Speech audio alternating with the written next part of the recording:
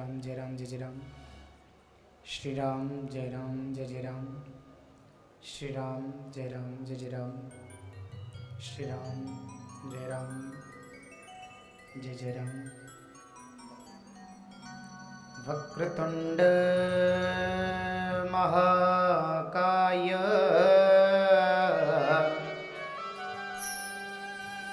सूर्यकोटि समप्रभ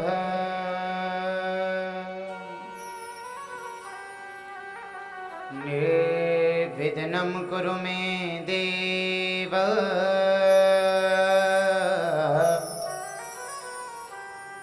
सर्वकार्येषु सर्वदा।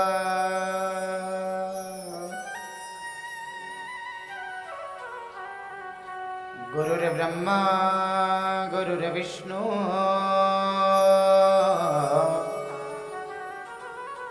गुरुर्देवो महेश्वर।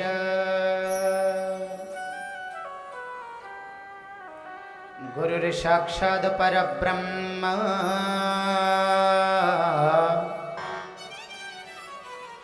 तस्मै श्री गुरुवे नमः।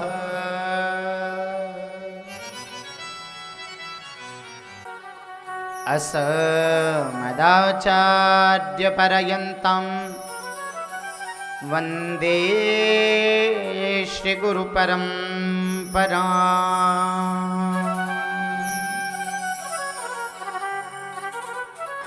कृष्णाय वासुदेवाय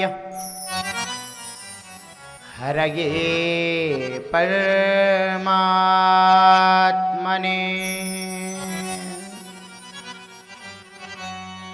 प्रणतक्लेशनाशाय श्रीगोविन्दाय नमो नमः।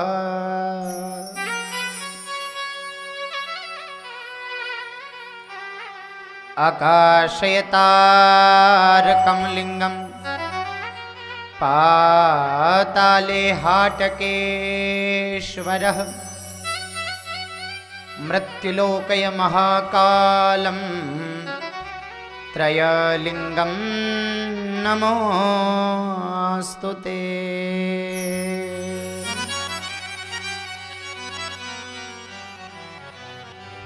राधा मेरी स्वामनी और मैं राधा जो को दास जन्म जन्म मोहि दीजियो श्री चरणन में विश्राम।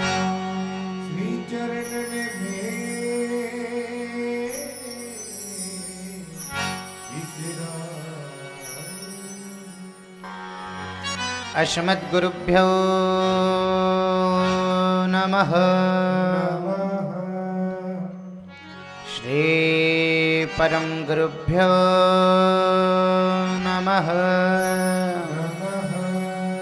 श्री पारब्रह्म गुरुभ्यो नमः।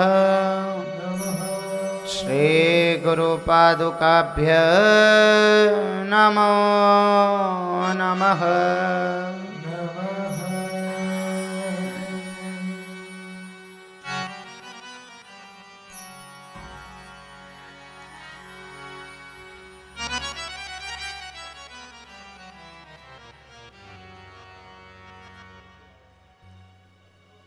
अखिल कोटि ब्रह्मांड नायक पराभट्ट अखिलेश्वर अकारण करुणा वरुणाले भक्तवांछा कल्पतरु पारब्रह्म परमात्मा सच्चिदानंद स्वरूप आनंद घन पूर्ण ब्रह्म परमात्मा भगवान कृपा सिंधु रस सिंधु अनंत ब्रह्मांड नायक प्रेमा स्पंद लीला पुरुषोत्तम कृपा सिंधु रस सिंधु प्रेमावतार भगवान श्री स्वयंभू मुंगाना श्याम के पावन चरणों में कोटिश कोटिश प्रणाम करते हुए प्रातः स्मरणीय साय वंदनीय मेवाड़ कुलभूषण कुलोद्भव अनंत श्री विभूषित परम पूज्य श्री गुरुदेव भगवान के पावन चरणों में कोटिश कोटिश प्रणाम करते हुए परम पूज्य श्री महाराज जी के पावन चरणों में कोटिश कोटिश प्रणाम करते हुए अनंत अनंत स्वरूप ब्रह्मांड नायक अखिल कोटि पूर्ण ब्रह्म परमात्मा भगवान द्वारिकाधीश जी की वांगमय प्रतिमूर्ति श्रीमद् भागवत महापुराण के पावन चरणों में कोटिश कोटिश प्रणाम करते हुए अनंत कृपामयी रसमयी लीलामयी ममतामयी भगवान शंकर की जटाओं से कल कल करती रसधार बहती हुई हिमालय को अनंत अनंत आनंदित और आराधित करती हुई जो भगवती गंगा संपूर्ण जगत को पालन और पोषित परम मोक्ष प्रदान करने वाली मोक्षदायिनी माँ गंगा के पवित्र चरणारविंद में कोटिश कोटिश प्रणाम करते हुए आद्याशक्ति जगत जननी ध्यातेश्वरी दयानिधे परम्बा जगदम्बा ललितांबा त्रिपुर सुंदरी भगवती माँ राजेश्वरी के पावन चरणों में कोटिश कोटिश प्रणाम करते हुए श्री उमापति महादेव त्रिनेत्रधारी गंगाधर त्रिलोचनम भसमंगराय बाबा भूतनाथ के पावन चरणों में बारंबार दंड प्रणाम करते हुए इस पवित्र माटी को इस पवित्र धरा को बारंबार नतमस्तक करते हुए दंडवत प्रणाम करते हुए यहाँ विराजमान सभी श्रोताजन भक्तजन विधवज्जन कथानुरागी सत्संग प्रेमी भक्ति शक्ति स्वरूपा मातृशक्ति आप सभी के हृदय में विराजमान उस पूर्ण ब्रह्म परमात्मा को मैं प्रणाम करूं। सभी को जय श्री राम। अनंतानंद आनंद स्वरूप भगवान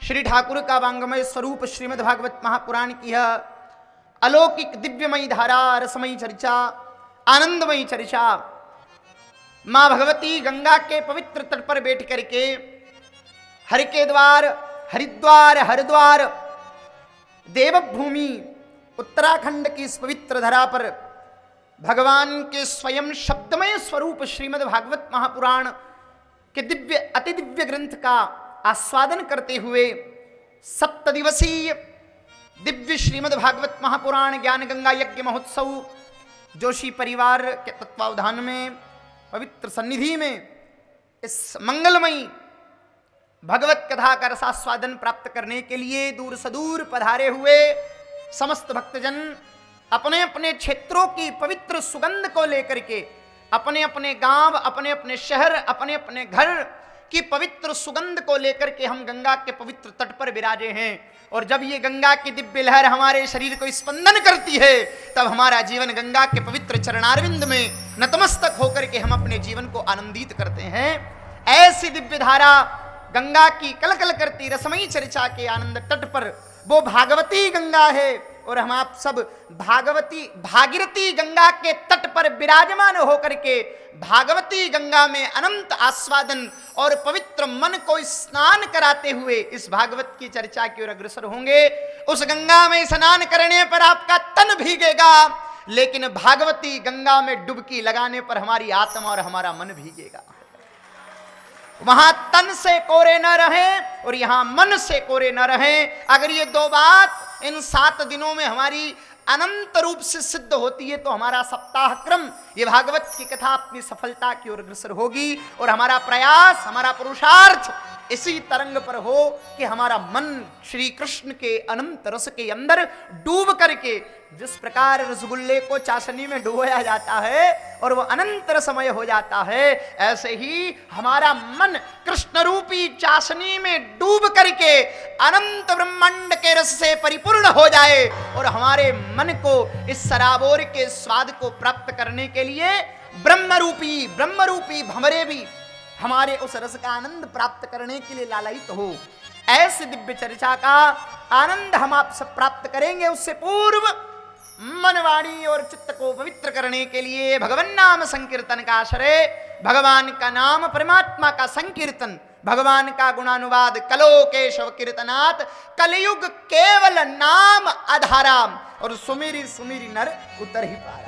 कलयुग में केवल और केवल भगवान नाम संकीर्तन जो जीव के हृदय को पवित्र करने का साधन है मने माताएं कपड़े धोती है साबुन लगा करके, तो मन धोने के लिए भगवान नाम संकीर्तन ही साबुन का काम करता है। इसलिए जो जितने भाव से उच्चारण करेगा उसका मन उतना ही भाव से शुद्ध होता चला जाएगा। अच्छा एक बात बताइए आप, मकान हमारा शहर कितना बड़ा है, हरिद्वार कितना बड़ा है, लेकिन हरिद्वार जितना बड़ा है उतने बड़े हरिद्वार की गलियां उतनी बड़ी नहीं है। हरिद्वार से बहुत छोटी छोटी गलियां हैं, और जितनी बड़ी गली है उससे कहीं छोटा इस गली में निवास करने वाला मंदिर है, मकान है, दुकान है, कितनी छोटी है। लेकिन उस मकान से भी कहीं गुना छोटा उसका कमरा हुआ करता है, और कमरे से भी कहीं गुना छोटा उसका दरवाजा होता है, और जितना बड़ा दरवाजा है उस दरवाजे से कहीं गुना छोटा उस दरवाजे पर लगने वाला ताला होता है। लेकिन वो ताला जितना बड़ा होता है उससे कहीं गुना छोटी उसकी चाबी होती है, और 1-2 इंच की चाबी पूरे मकान को अपने कब्जे में रखती है। चाबी को सीधी तरफ घुमाने पर ताला बंद हो जाता है और उल्टी तरफ घुमाने पर ताला खुल जाता है। इसी प्रकार ये भगवान का दिव्याति दिव्य निवास स्थल है, भागवत भगवान का घर है, भगवान का कक्ष है, भगवान की शैया है। अब अंदर प्रवेश करने के लिए ताला तो हमने बंद कर लिए हैं महाराज, माया में पड़े जंजाल में तो ताला बंद ही है। अब जब तक ताला न खुले तब तक प्रवेश न हो सके, तो प्रवेश करने के लिए ताला खोलना जरूरी है। तो ताला खोलने के लिए चाबी कौन सी है पता है आपको? भगवान नाम संकीर्तन ही भगवान के मकान के दरवाजे का ताला खोलने का साधन है। तो आइए भागवत की कथा को प्रारंभ करने से पूर्व भगवान नाम संकीर्तन के साथ मन बुद्धि चित्त को पवित्र करते हुए आनंद से भगवान नाम संकीर्तन की रसधारा में डूबते हुए आनंद से आनंद विभोर होकर के भगवान की लीला का गान करते हुए चलेंगे महाराज। श्री राधे गोविंद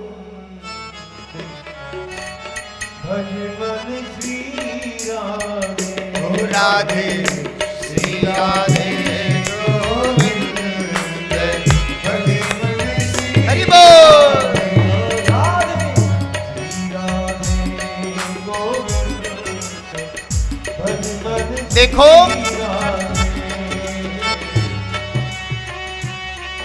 ये भगवान का कीर्तन है, और आपको पता है जितने भी साज-बाज बज रहे हैं ना, ये सब इलेक्ट्रॉनिक है, बिजली के तहत बज रहे हैं, और ये सहयोग के लिए हैं। मूल इनका बजना मूल नहीं होता, मूल तो आपकी ताल होनी चाहिए महाराज। इसलिए दोनों हाथ उठा करके सभी के हाथ ऊपर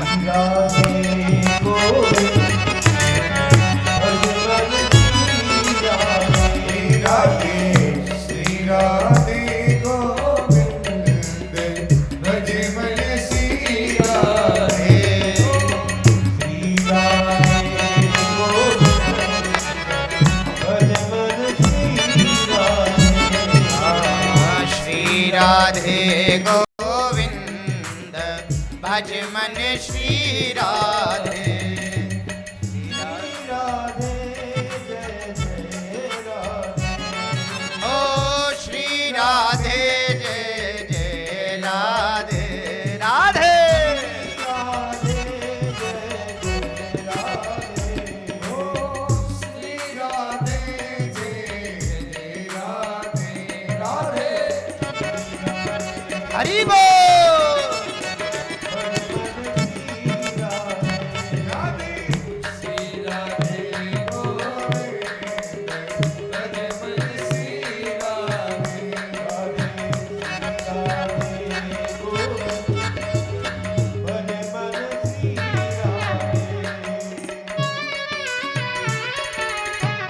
भाव से मुस्कुराते हुए प्रसन्न चित्त आनंद मग्न होकर के भगवान का नाम जो सबको पवित्र करता है, भगवान का नाम जो सबको शुद्ध करता है, इसलिए अपने जन्म जन्मांतरों के कल्मशों को दूर करने के लिए अगर कोई सहारा है तो दूसरा कोई सहारा नहीं, केवल और केवल भगवान नाम संकीर्तन है।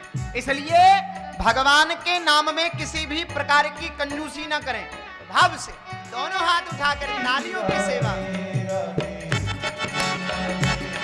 हरि बोल।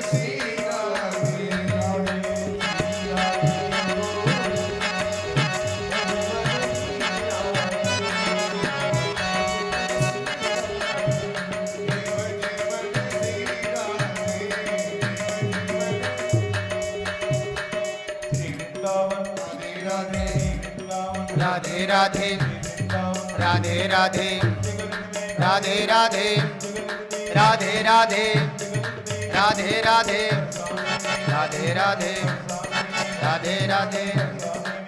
अच्छा, आप लोगों को सुनाई दे रहा है कि नहीं दे रहा है? सबको सुनाई दे रहा है। तो हरिद्वार में तो थोड़ी बहुत तो कमी आ रही है। राधे राधे राधे राधे राधे राधे राधे राधे राधे राधे राधे राधे राधे राधे राधे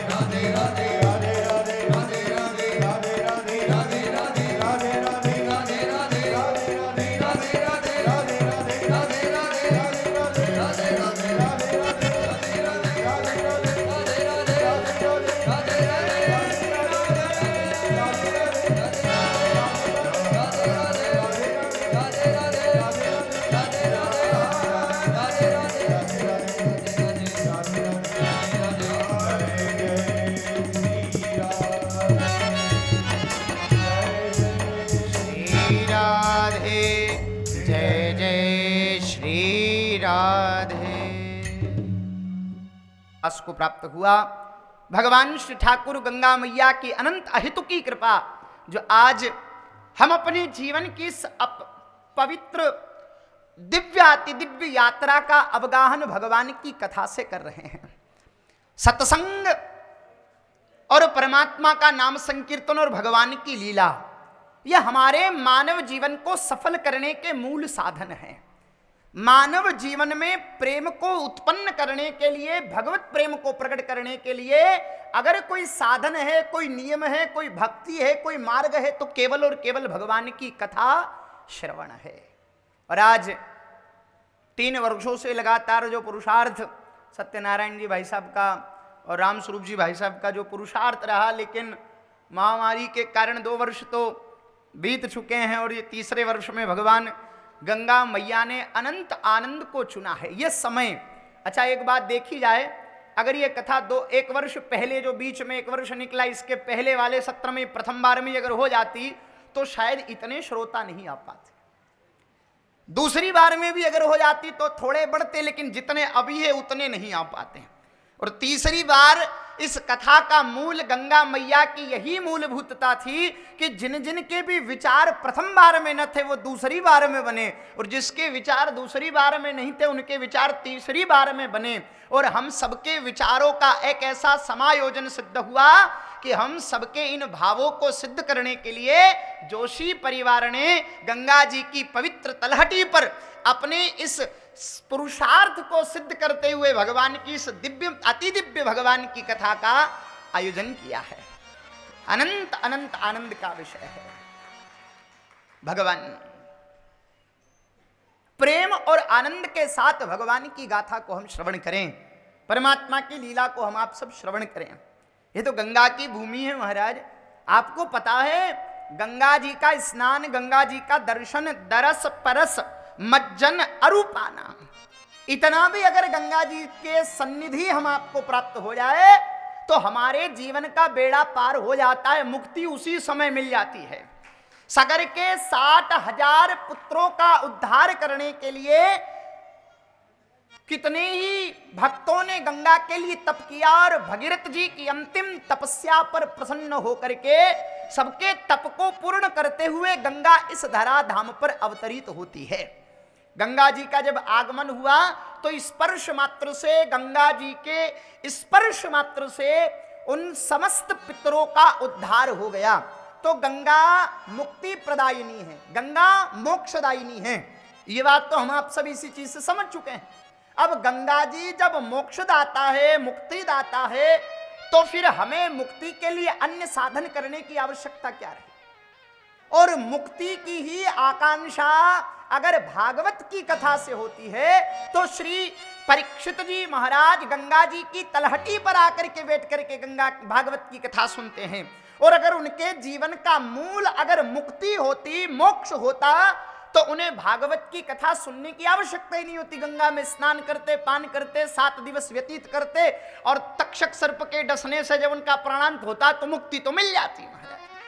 तो मुक्ति की आकांक्षा से भागवत की कथा नहीं सुनी जा सकती।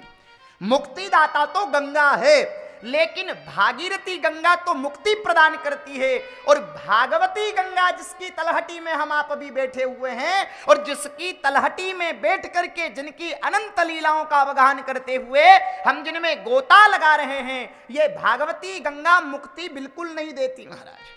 मुक्ति की तो बहुत छोटी सी बात हो गई, केवल गंगा गंगा कहने मात्र से मुक्ति मिल जाती है। उपनिषद तो कहते हैं कोई जीव अपने जीवन काल में अगर किसी सिद्ध मंदिर के शिखर के दर्शन कर लेवे तो उसे तुरंत मुक्ति मिल जाती है। मुक्ति तो इतनी सस्ती है महाराज।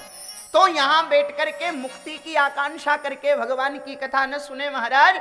हम इस कथा का मूल संकल्प यह धारण करें कि हमारे चित्त में उत्तरोत्तर भगवत प्रेम, भगवान के प्रति अनुराग और परमात्मा के चरणों में अनंत समर्पण बढ़े। इस भाव से आप कथा सुनिएगा, तब यह कथा हमें आनंद प्रदान कर सकती है। और ऐसी दिव्य भगवान की लीला, दो चीज होते हैं संसार के और अध्यात्म के, भक्ति के मार्ग के लिए दो मार्गों का अनुसरण शास्त्र बताता है कि इस मार्ग पर हमें चलना चाहिए। एक काम होता है दिमाग से और एक काम होता है दिल से। दिमाग से काम तो किया जा सकता है, लेकिन दिमाग से भक्ति कभी नहीं की जा सकती।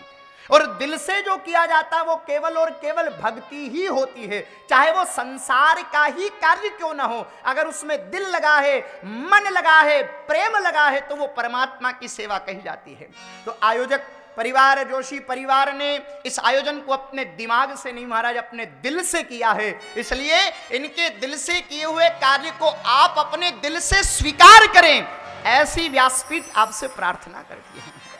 एक भाव केवल और केवल इतना, अनंत अनंत आनंद केवल और केवल हम अपने अवचेतन के, मन के, अनंत प्रेम के, अपने दिल के माध्यम से ही भगवान की कथा सुन सकते हैं। दिमाग से भगवान की कथा कभी नहीं सुनी जा सकती, इस बात को ध्यान रखिएगा। आप दिमाग लगा करके भगवान की चर्चा कभी नहीं सुन सकते, आप दिमाग लगा करके भक्त की परिधि को कभी प्राप्त नहीं कर सकते। केवल और केवल आत्मा, मन और हृदय के माध्यम से ही हम भगवान की अनंत प्रेम लीला को प्राप्त कर सकते हैं। तो ये अनंत अनंत भगवान की गाथा हम आप सबको, हमारे जीवन को आनंदित करने की लीला है। इसलिए किसी भी प्रकार से अपने आनंद को कम न होने दें। किसी भी प्रकार से, कोई भी बात से हम अपने मन को प्रसन्न रखें 7 दिनों तक, ये मूल बात अपने चित्त में रखिएगा। दूसरी बात, जिस जगह पर बैठ करके आप कथा सुन रहे हैं, नित्य इसी प्रकार अपने आसन को स्थायी रख करके भगवान की कथा को सुनना है। एक बात और, माताओं के लिए जगह इस तरफ रखी जाए और भाइयों के लिए इस तरफ रखी जाए तो बात बड़ी अच्छी सुंदर बनेगी। आप लोग सब सामने बैठोगे तो बात कहने में बड़ा आनंद आएगा। दूसरी बात, तीसरी बात कि किसी भी प्रकार से कथा में बातें न करें। बात करने से कथा में विघ्न उत्पन्न होता है, और कथा में किसी भी प्रकार की त्रुटि अगर होती है तो सारी दोष का भाग उस व्यक्ति को मंड दिया जाता है जो कथा में विघ्न उत्पन्न करता है। इसलिए बातें तो बिल्कुल ना करें।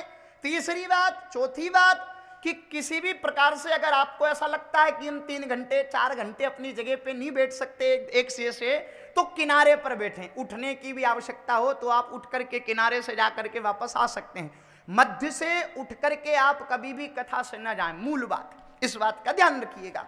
और आगे आगे जो भी श्रोता बैठे बड़े प्रसन्न चित्त, बड़े आनंद से कथा को सुनने वाले कथा के रसिक जन बैठे, ताकि भाव से कथा को कहने का आनंद आ सके।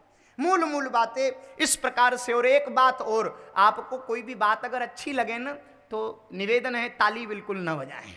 ताली तो नेताओं के भाषण में बजाई जाती है, यहाँ तो भगवान की लीला हम आप श्रवण करेंगे। अगर आपको कोई ऐसी बात आपके हृदय को छू जाती है तो दोनों हाथ उठा करके जय जय श्री राधे,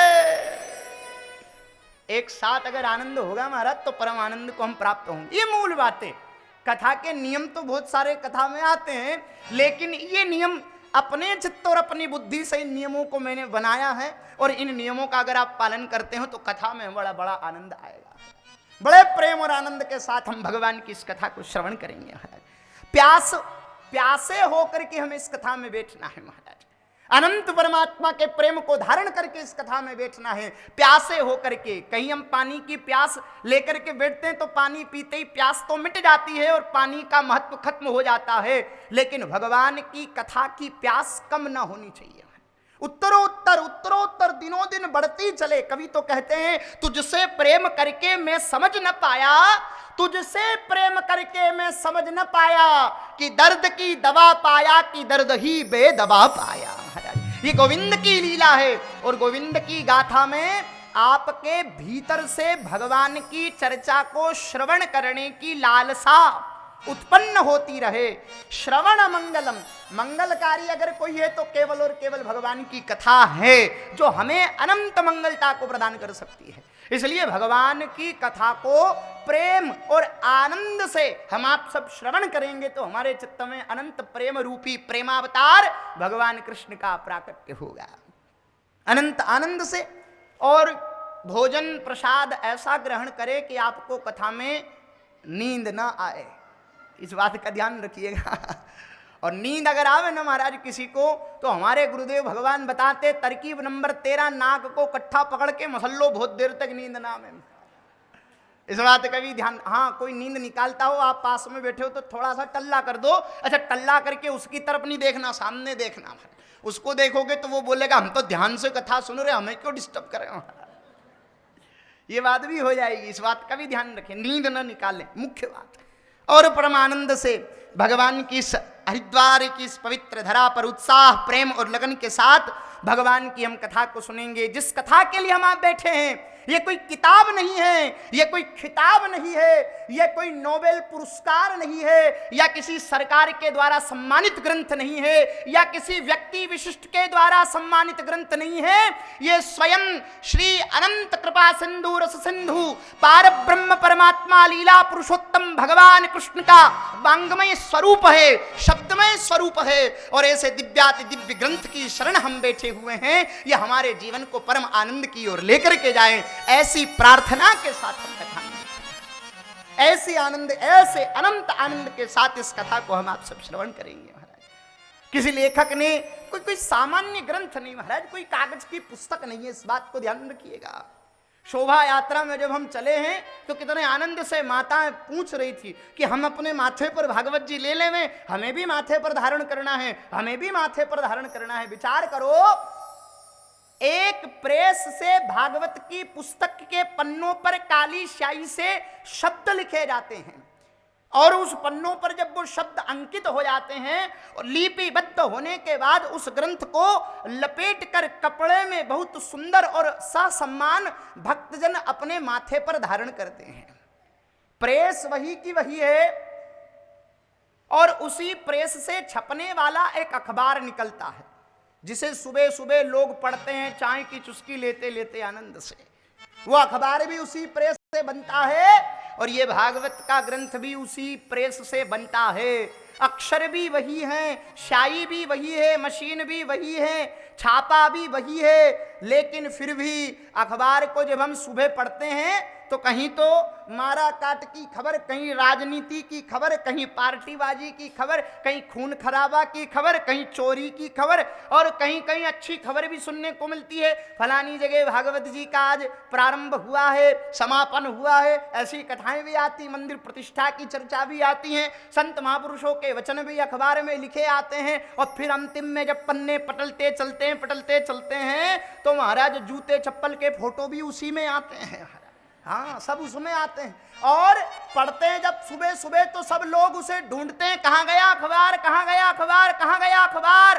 पढ़ने के बाद उसके एक एक पन्ने बिखर जाते हैं और शाम तक वो अखबार क्या कहलाता है? रद्दी। क्या कहलाता है?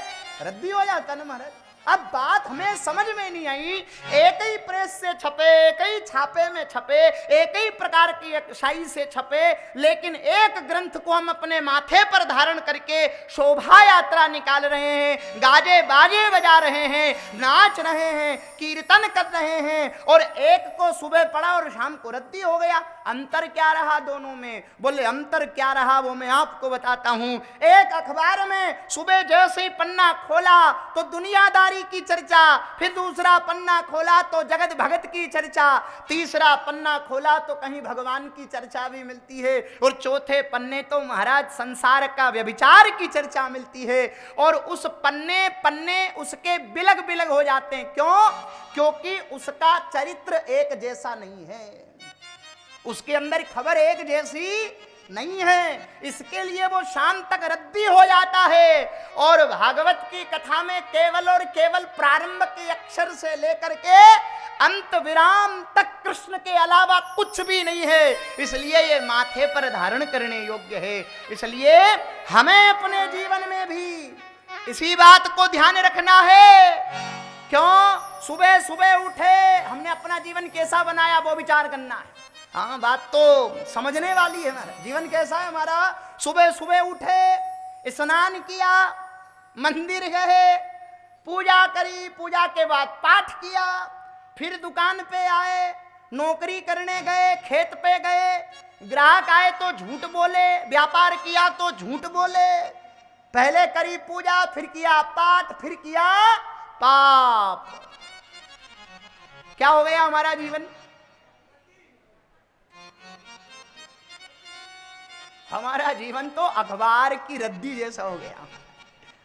थोड़ी देर कुछ है, थोड़ी देर कुछ है, थोड़ी देर कुछ है। तो इस सप्तदिवसीय भगवान की मंगलमय गाथा से हम अपने पूरे जीवन को जब कृष्णमय कर लेते हैं तो भागवत की पोथी तो हमने अपने माथे पर धारण करी, लेकिन जब हमारा जीवन कृष्णमय हो जाता है तो स्वयं कृष्ण हमें उठा करके अपने माथे पर बिठा लेते हैं कि ये कृष्ण का स्वरूप हो गया, ये ठाकुर का स्वरूप हो गया। भगवान की कथा, भगवान की लीला माँ है जो बच्चे का पालन पोषण करती है। हम आप बैठे हुए हैं, अनंत भगवान की लीला जो माँ का कार्य करती है, बच्चे को लालन पालन करने का कार्य करती है। अनंत भागवत की यह शब्दमय मूर्ति, और दुनिया में बड़े बड़े कलाकार हुए हैं, बड़े बड़े लेखक हुए हैं, बड़े बड़े मूर्तिकार हुए हैं। किसी ने सोने की, चांदी की, तांबे की, पीतल की, दस्ते की, लकड़ी की, मिट्टी की, पत्थर की बड़ी बड़ी प्रतिमाओं का निर्माण किया है, और बड़े बड़े कलाकार इस पृथ्वी पर विद्यमान है। लेकिन एक कलाकार ऐसे हुए हैं जिन्होंने भगवान की दिव्याति दिव्य मूर्ति का निर्माण किया, न तो सोने की, न चांदी की, न तांबे की, न पीतल की, न दस्ते की। वो एक मूर्ति है, बोले काय की? बोले शब्दमय मूर्ति का निर्माण किया। और भागवत रूपी ग्रंथ हम सब भक्तों के कल्याण के लिए व्यास जी ने हमें प्रदान कर दिया। महाराज ऐसा अनंत दिव्य ग्रंथ है महाराज भागवत की गाथा। अनंत रूप से भगवत कृपाले साधवा। ये मत समझिएगा कि हम अपने पुण्य से कथा सुनने के लिए बैठे हैं, बिल्कुल नहीं। भगवान की लीला कभी पुण्य से नहीं मिलती, भगवान का प्रेम कभी पुण्य से नहीं मिलता, भगवान का वात्सल्य कभी पुण्य से नहीं मिलता। हाँ, इतना जरूर है, आप अपने पुण्य से हरिद्वार की सीमा तक जरूर आ चुके होंगे, लेकिन आगे की अब जितनी भी घटनाएं घटित होगी वो गोविंद की कृपा से घटित होगी महाराज, गोविंद के प्रेम से प्रकट होगी, गोविंद के वात्सल्य से प्रकट होगी महाराज। अनंत अनंत प्रकार का बल है, सबसे छोटा बल धन बल होता है। अगर कोई कहे हमने धन से भगवान की चर्चा, भगवान का आयोजन, भगवान का मंदिर, भगवान की पूजा, तो सबसे निकृष्ट भाव है। धन सबसे छोटा बल है। बल कितने प्रकार के होते हैं? धन बल सबसे छोटा बल है। धन बल से निकृष्ट जगत में कोई बल नहीं हो सकता। धन से बड़ा बल होता है तन बल। कौन सा बल होता है? तन बल। तन बल है तभी तो धन बल का उपयोग होगा। धन है, तन खराब है तो धन किस काम का महाराज? कहाँ डॉक्टर नटे का मीठो खामती बेमौत मरजालो महाराज, शुगर है महाराज, तो धन किस काम का रहा? अगर धन है और तन नहीं तो धन किसी काम का नहीं। पहला सबसे छोटा बल धन बल, दूसरा तन बल। तन के बल पर भी संसार का काम चलता है महाराज। अच्छा महाराज, सत्संग तो चाशनी होती है महाराज। चाशनी आप माता बहने जानते होंगे, गुलाब जामुन बनाने से पहले चाशनी तैयार करनी पड़ती है। वो चाशनी को देखा जाता है, उसके तार बन रहे हैं कि नहीं बन रहे हैं। अगर तार बनता है तो चाशनी पक्की है, और तार टूट गया तो अभी कच्ची है। तो मूल बात यही ध्यान रखिएगा कि सत्संग भी चाशनी के तार के जैसा है, आप लोगों की भावना पर बनेगा।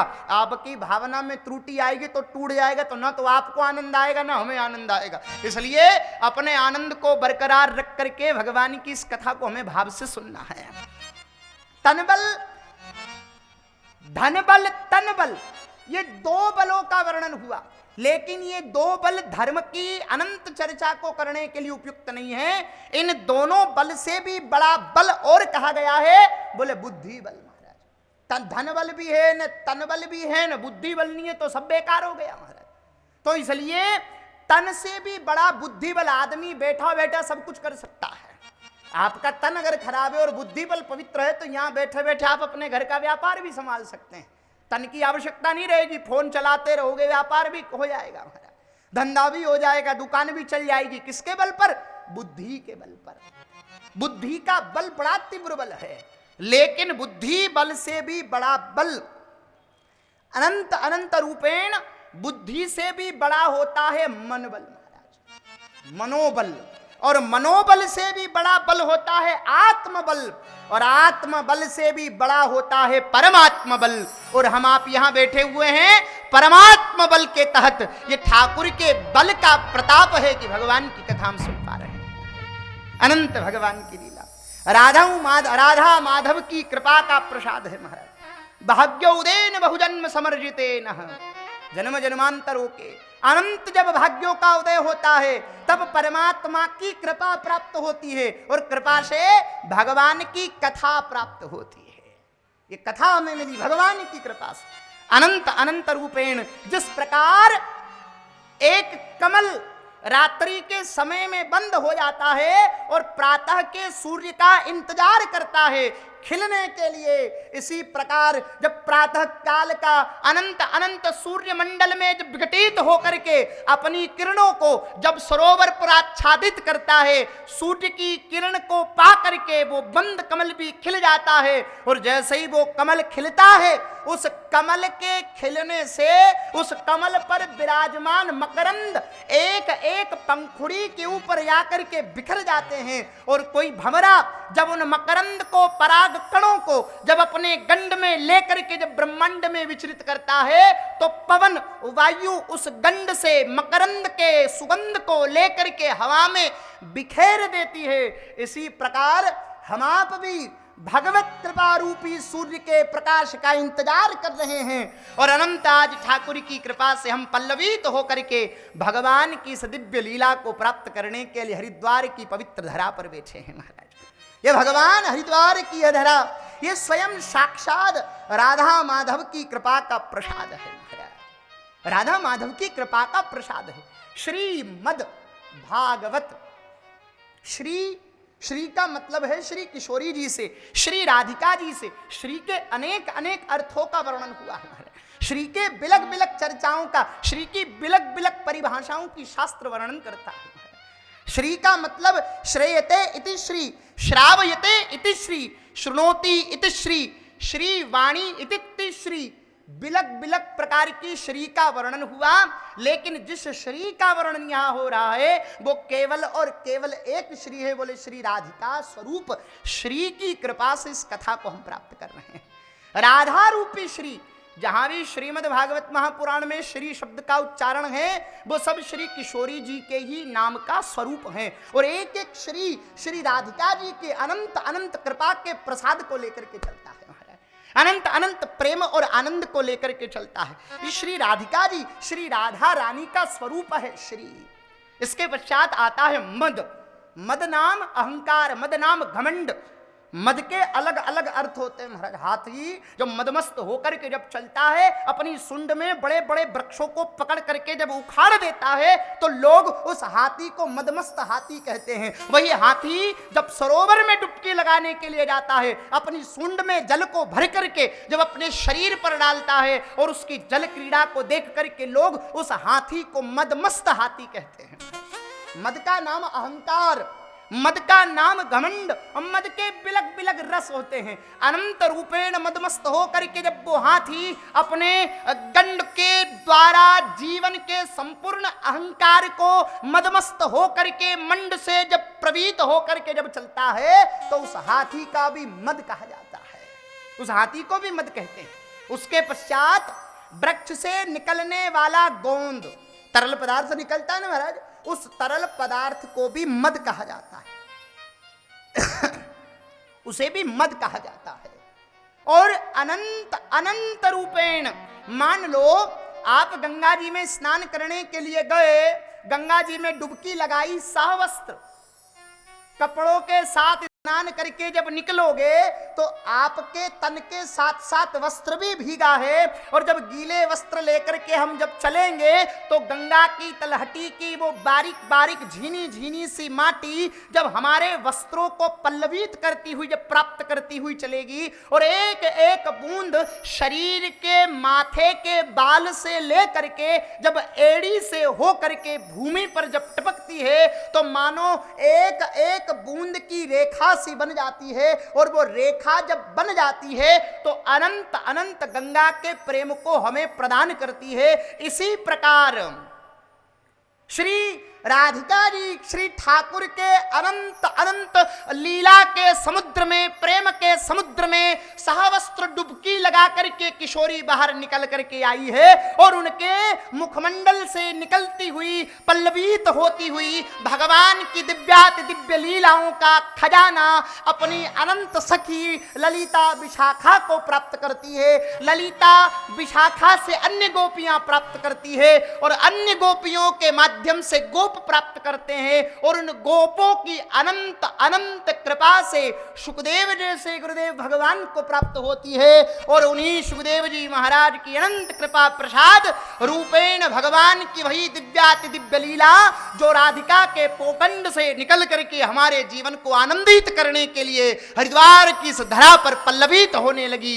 ये राधिका का मद है महाराज, ये भगवान की लीला किशोरी का मद है। किसी प्रकार एक चतुर सेठ धन को कमा कमा करके अपनी प्रिय सेठानी अपनी पत्नी को प्रदान करता है। पत्नी उन खजाने को अपनी तिजोरी में भर भर करके रखती है। खूब खजानों से तिजोरी भर ली, अरमालियां भर ली और खजाना ठसाठस हो गया। एक दिन क्या हुआ महाराज, सेठानी बावरी है गई और छत पे चढ़ करके सारी तिजोरी को रख ली, अलमारी को रख ली, पेटियन को रख ली और हल्लो मचावे, आओ गांव वालों आओ, आज सब कुछ धन सारा लूट लो।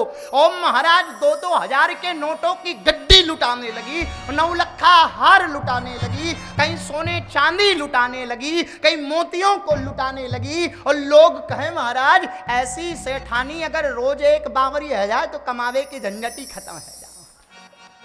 और बावरी है करके संपूर्ण खजाने को लुटा दिया। इसी प्रकार ये जगत की सेठ नहीं, जगत के सेठ की बात नहीं महाराज, ये तो जगत का सेठ केवल और केवल एक है। सेठा में सांवरिया सेठ, बाकी सब डुप्लीकेट। सेठ तो एक है, वही सांवरिया सेठ अपनी लीलाओं के खजाने को समेट समेट करके अपनी प्रिय सेठानी राधिका को प्रदान करते हैं। और राधिका उस खजाने को अनंत अनंत पल्लवित करती हुई अपनी हृदय की अनंत रश्मियों में अपने हृदय को तिजोरी बना करके भगवान की संपूर्ण लीलाओं को उस हृदय रूपी तिजोरी में छुपा छुपा करके रखती हैं। और जब किसी दिन किशोरी जी अनंत कृपा का आस्वादन करती हुई जब बावरी हो जाती है तो दोनों हाथों से लुटा करके भगवान की लीला को प्रदान करती है। और आज हरिद्वार की इस धरा पर राधिका जी बावरी हो चुकी है। हम तो अपात्र हैं, वक्ता भी अपात्र हैं, श्रोता भी अपात्र हैं। ये तो किशोरी जी की उस कृपा की बरसात में हम दोनों आ गए महाराज, इसलिए हम पर बड़ी कृपा हो गई। ये राधिका की कृपा का प्रसाद है। ये किशोरी के मद का उस प्रसाद को हम आप दंड के अनंत अनंत प्रसाद को प्राप्त करने के लिए बैठे हैं। राधिका की प्रसाद, राधिका का कृपा प्रसाद है। वो मेरी विनती है ये राधा रानी कृपा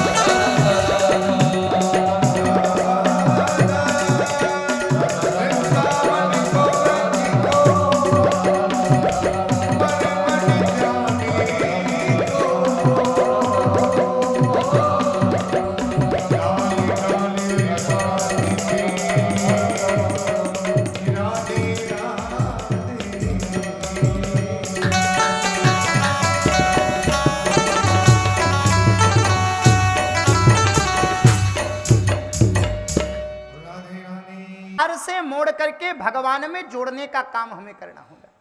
6 विकृति काम क्रोध लोभ मोह मद मत्सर इत्यादि जो हमारे जीवन को विकृत करती है, हम इसी में उलझ करके अपने जीवन को कभी जी नहीं पाते, भक्ति नहीं कर पाते, परमात्मा से प्रेम नहीं कर पाते महाराज। काम रूपी विकृति, काम का भी मद है, काम भी मद है, अहंकार है। कभी हमें ये चाहिए, कभी हमें ये चाहिए, कभी ये मकान ऐसा चाहिए, कभी ऐसा मकान चाहिए, ऐसा दोस्त चाहिए, ऐसी पत्नी चाहिए, ऐसा मित्र चाहिए, ऐसा पति चाहिए, ऐसा बच्चे चाहिए। ये इच्छाएं, काम की इच्छाएं जो काम के मद को पुष्ट करती है महाराज। काम रूपी मद को नष्ट करने के लिए गोस्वामी जी एक ही बात कहते हैं, काम ही नारी प्रियारी जिमी। हे गोविंद, जिस प्रकार से कामी पुरुष को नारी प्रिय लगती हो कब, मिलने से पहले, उस प्रकार का प्रेम मैं आपसे करूं। काम को मोड़ने की दशा बताई गोस्वामी जी ने महाराज। काम रूपी विकृति को मोड़ने का प्रयास गोस्वामी जी की इसी बात से हम करते हुए चले। परमात्मा में सब कुछ हम भगवान में जोड़ते चले, भगवान के चरणारविंद में समर्पित करते चले। कभी कभी हम क्रोध के, कभी कभी हम अहंकार के, कभी कभी मात्सर्यता के, कभी कभी अनंत रूपेण इद मद में पढ़ करके हम भगवान की भक्ति से वंचित रह जाते हैं।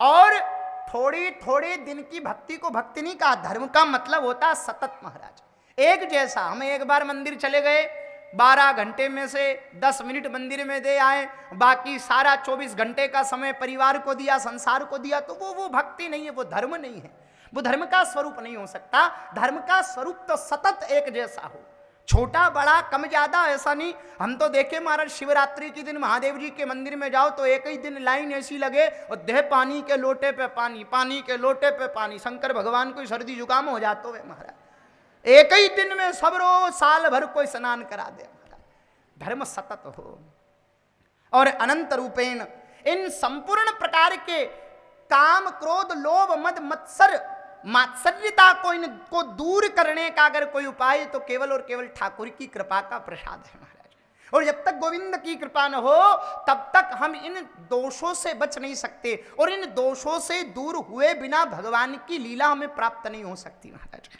और अनंत रूपेण भगवान की कथा हम बड़े प्रेम के साथ सुने, बड़े आनंद से सुने। आप लोगों को सुनने में आएगा भागवत में, पृथु जी महाराज भगवान की कथा को सुनने के लिए 10,000 कान प्राप्त करने के लिए भगवान से वरदान मांगते हैं कि 10,000 कान, इन 2 कानों से मैं आपकी कथा को सुनकर के तृप्त नहीं हूं। तो केवल और केवल जगत में अगर कोई मंगल है तो श्रवण मंगलम तृप्त जीवनम। पहला भगवान की कथा को सुनना, और सुनने का तरीका, जब सुनने के प्रति हमारा प्रेम हो जाता है तब हम अपने जीवन में अनंत प्रेम को प्राप्त कर लेते हैं।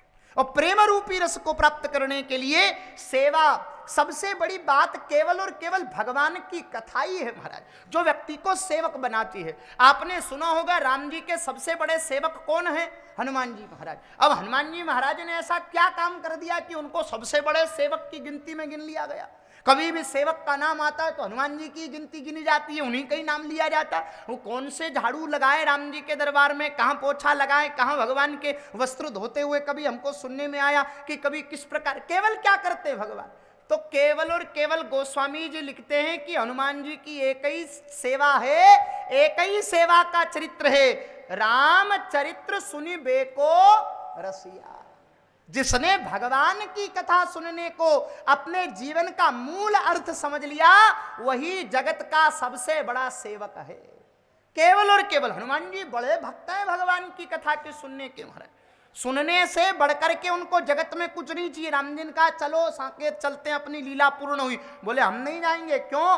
बोले क्योंकि प्रभु साकेत में केवल आप रहते हो, तो और कौन चाहिए तुम्हें साथ में? बोले आपकी कथा साकेत में नहीं होती, हम आपके संग नहीं जाएंगे। बोले कहाँ रहोगे? धरती पर रहेंगे। कब तक रहोगे? बोले जब तक इस धरती पर आपकी लीलाओं का गान होता रहेगा तब तक हम इसी धरा पर विराजमान रहेंगे महाराज। इसलिए तो कहा महाराज, जहां जहां कीर्तन होता श्री राम का, लगता है पहरा वहां वीर हनुमान का। कथा में तो आते ही आते हैं महाराज, कथा की मुख्य भूमिका हनुमान जी की है महाराज।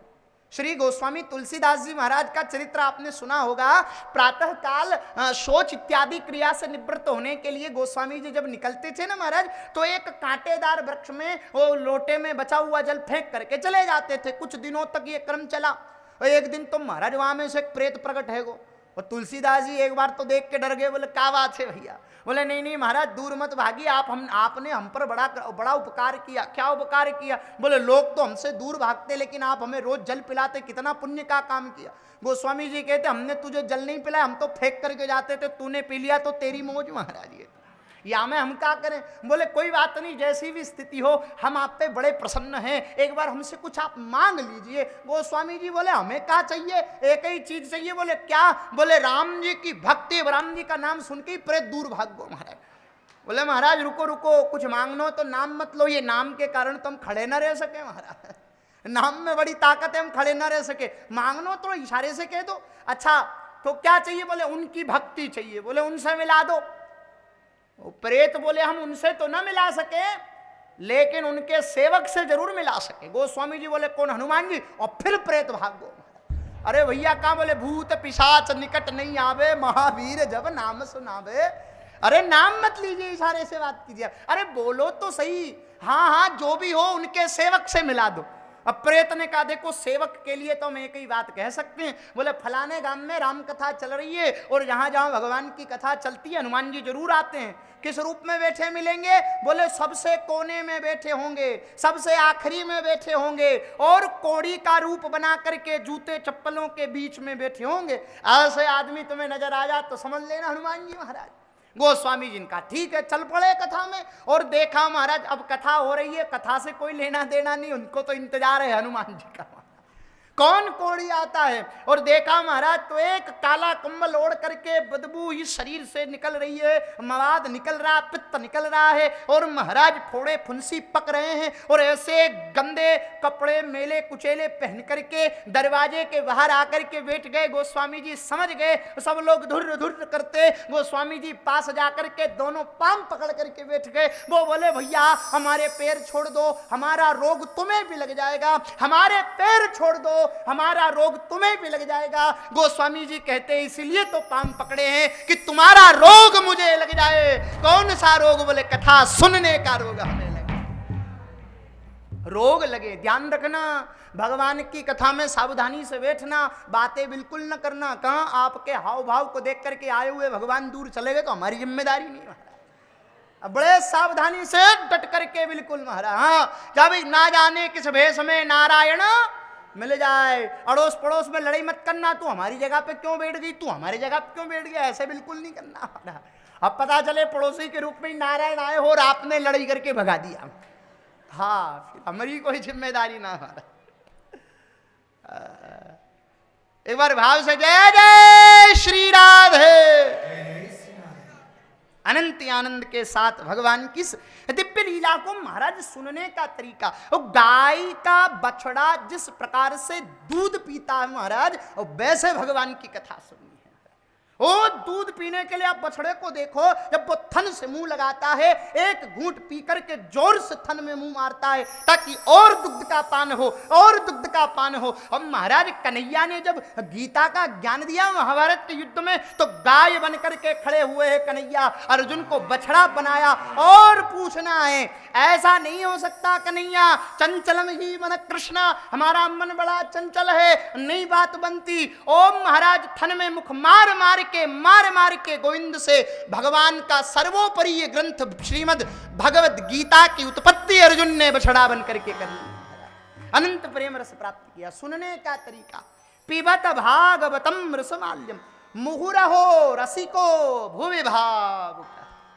किस कौन अधिकारी है? बोले रसिक होना चाहिए, भावुक होना चाहिए। अगर भावुक नहीं है, रसिक नहीं है, तो भगवान की कथा का अधिकारी नहीं हो सकता। अनंत भगवान की सलीला को अनंत आनंद के साथ हम श्रवण करें। श्री मद भा से मतलब है भक्ति, भारत का भूषण। भारत का अगर कोई भूषण है तो केवल और केवल भक्ति है। भक्ति का मतलब ये नहीं कि एक अगरबत्ती भगवान के सामने लगा दी, दीपक लगा दिया, मंदिर चले गए और फिर लौट के आ गए, ये भक्ति नहीं महाराज। अगर ऐसी भक्ति मानो तो आपको तो भगवान के बारे में पता ही ना चलो महाराज। मंदिर गए, दर्शन करके बाहर निकले, कोई पूछे मंदिर में कौन था, तो क्या कहेंगे जवाब में? Mrs Verma, Mrs Sharma, mister भगवान भीतर बैठा, उसको किसी को पता नहीं चला महाराज। पता करना है मिस्टर भगवान का, ठाकुर का, गोविंद का, इसके लिए हम पुरुषार्थ करें। भक्ति का मतलब केवल और केवल इतना नहीं होता, करोड़ों टन फूल चढ़ा लो, मनो लीटर दूध भगवान का अभिषेक कर दो, लेकिन अनंत बार परिक्रमा कर लो, चारों धाम की यात्रा कितनी बार कर लो, कितनी बार भगवान की कथा सुन लो, अगर आपके हृदय की अनंत गहराई के बीच में सत्य नहीं है, भगवान के प्रति प्रेम नहीं है, तो सब कुछ दिया धरा निष्फल हो जाता है, सब कुछ बेकार है। इसलिए भक्ति का मूल है महाराज, भागवत तो भक्ति का भूषण है और भारत का भूषण, भारत का परिचय, भारत की पहचान भक्ति से है। वो मीरा नाचे महाराज गोविंद के गुण कीर्तन पर, वो गोस्वामी तुलसीदास जी एक तार बजा करके नाचे, किसके लिए? बोले भक्ति के लिए महाराज। भारत का भूषण केवल और केवल भक्ति है। भक्ति का मतलब केवल इतना सा, बोले प्रेम, हम भाव से सुने, परमात्मा से कोई संबंध बने। किसी ने पूछा, बोले महाराज भक्ति भगवान की प्रकट हो, उसके लिए हम क्या करें?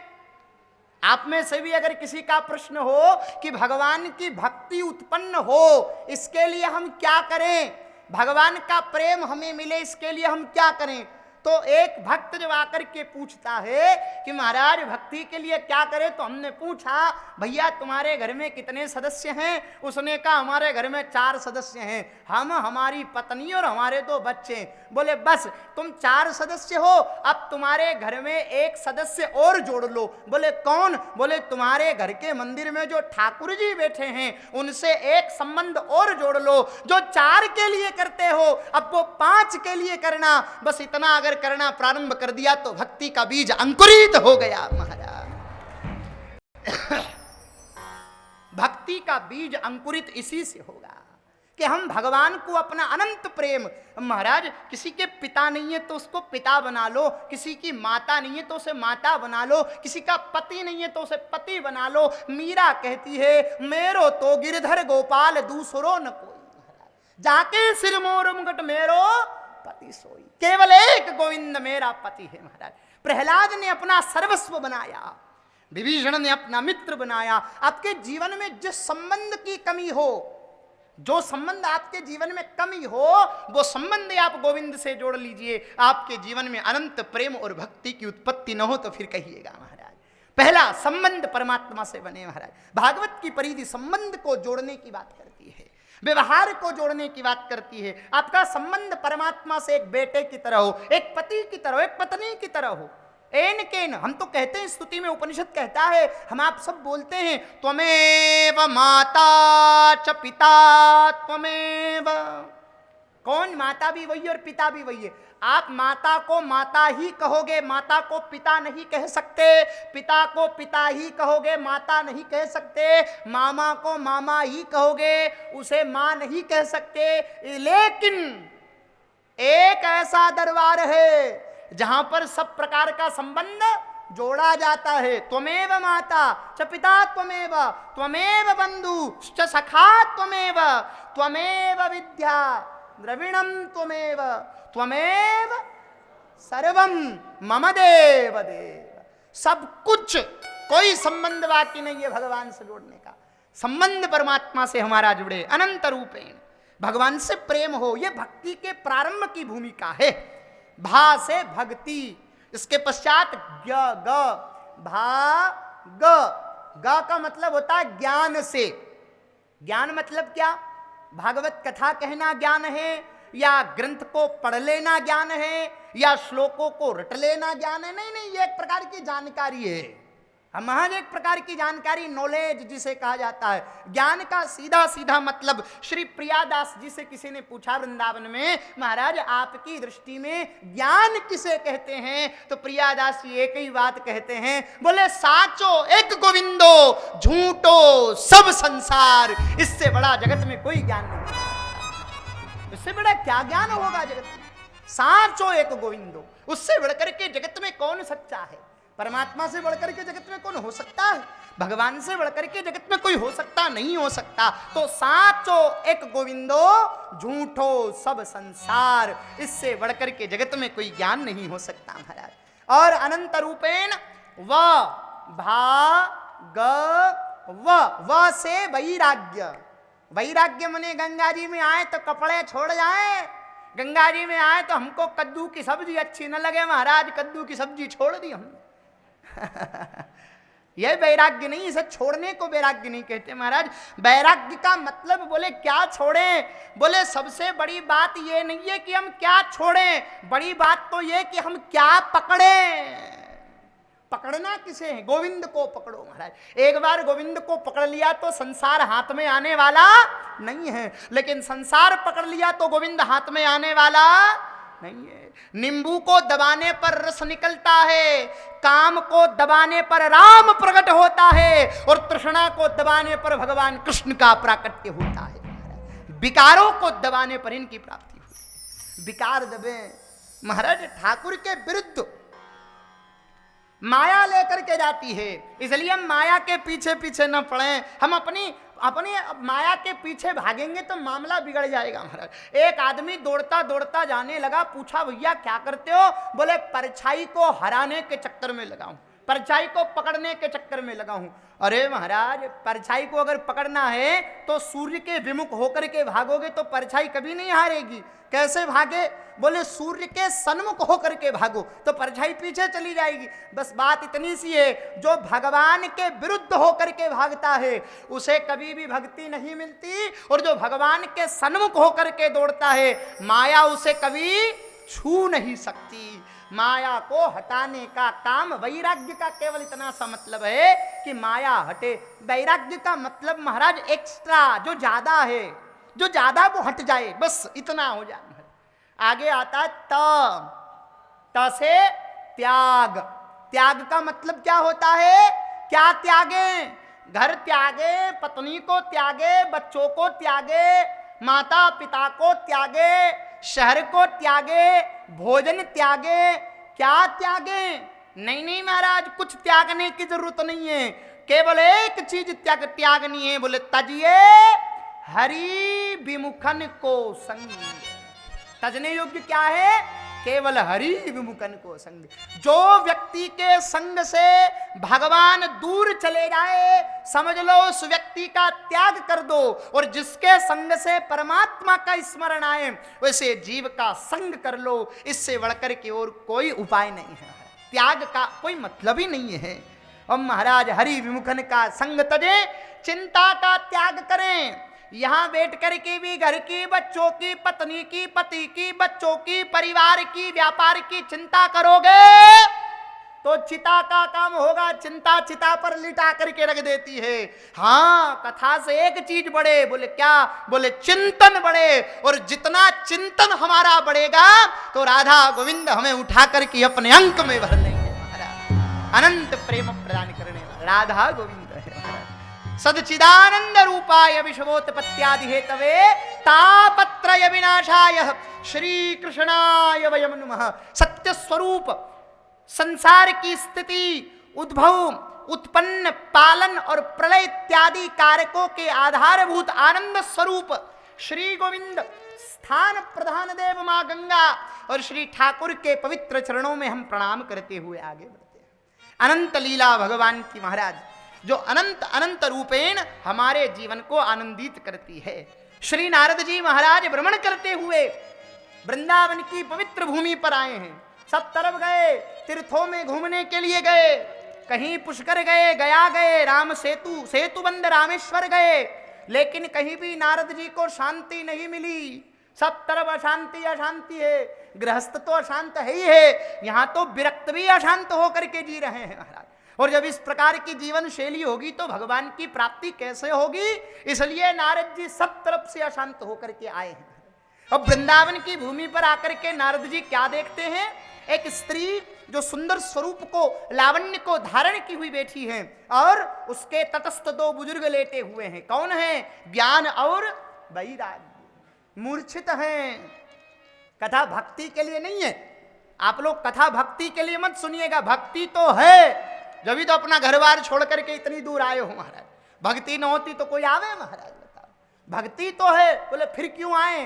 बोले ज्ञान और वैराग्य को पाने के लिए आए हैं। ये भागवत की कथा ज्ञान और वैराग्य को पुष्ट करने की गाथा है। हमारे जीवन में ज्ञान और वैराग्य पुष्ट हो।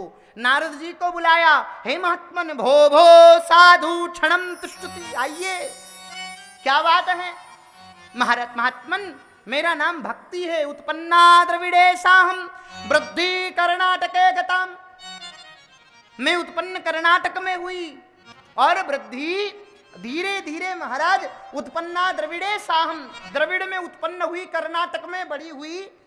भक्ति कह रही है, भक्ति की उत्पत्ति कहां होती है? द्रविड़ में, दक्षिण में। मतलब उस दक्षिण की बात नहीं कर रहे हम, अपने शरीर रूपी दक्षिण की बात कर रहे हैं। भक्ति का जन्म हमारे हृदय में होता है। कहां पर होता है?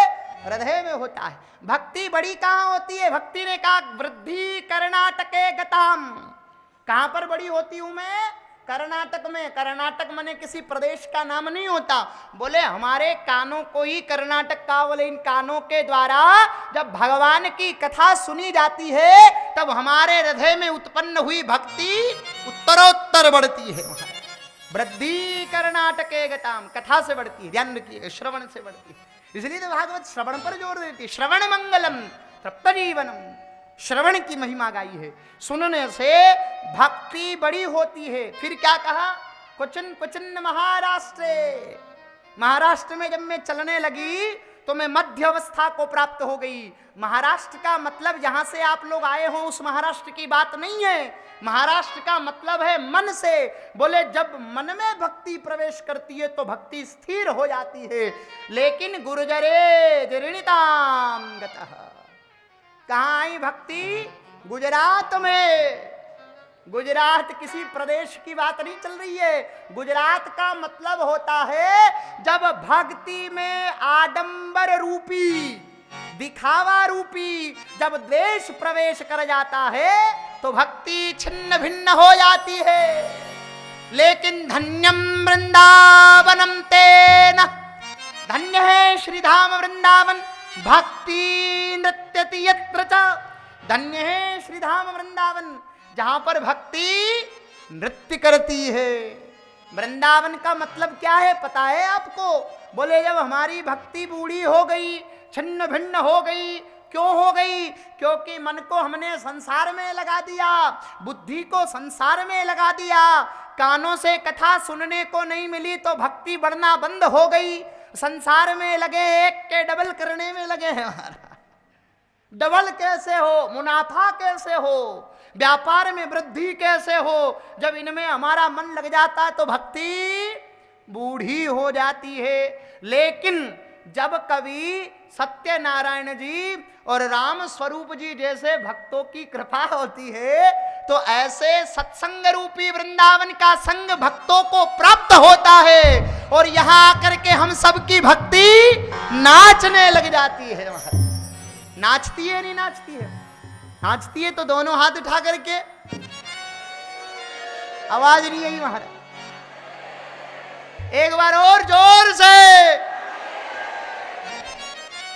तो ऐसे ही भक्ति का आनंद हमें मिलता है। बुलाया हमारे पुत्रों को जीवित करिए महात्मन, इन्हें जीवन दान दीजिए, इन्हें वृद्धावस्था को दूर कीजिए, मूर्छा को दूर कीजिए। अब वेद वेदांतों का पारायण किया, कोई फर्क नहीं पड़ा। ऐसा ही होता हमारे जीवन में भी।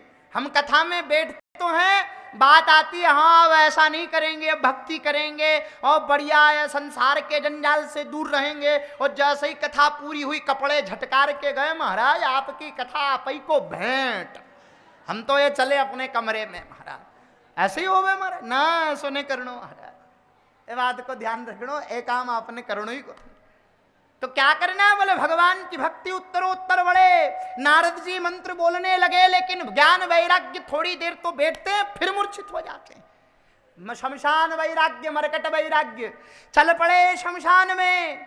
मर गया कोई लेकर के, बैठे बैठे बात करें, बेचारा चला गया। चार चार बेटे थे, सब यहीं रह गए, कोई साथ नहीं गया। इतने सारे बंगले बना रखे लेकिन कोई काम नहीं आए। और फलानी बैंक में इतने करोड़, फलानी बैंक में इतने अरब, वहां व्यापार चलता था, वहां धंधा चलता था, इतने मील चलती थी कपड़ों की, लेकिन 1 रुपया भी साथ नहीं गया। हमारा भी हाल यही होगा। अब हम भी जंजाल में नहीं पड़े, भगवान की भक्ति करेंगे न सत्य के साथ जीवन जिएंगे, थोड़े में बहुत समझाकर मन को जिएंगे, भजन करेंगे, माला फेरेंगे, मंदिर जाएंगे। ये विचार करते हैं शमशान में बैठे बैठे, घर चले, पत्नी को आवाज लगाई, पत्नी पानी की बाल्टी भर के लाई और माथे पे पानी डालो, और पानी के साथ साथ माथे में उत्पन्न वैराग्य भी नीचे चलो, वही बह गो, अब वही संग न बचो महाराज। इसे कहते हैं मरकट वैराग। थोड़ी देर जागा तो सही लेकिन फिर मूर्छित हो गया। वेदांत के पारायण से ज्ञान जागा तो सही लेकिन फिर मूर्छित हो गया।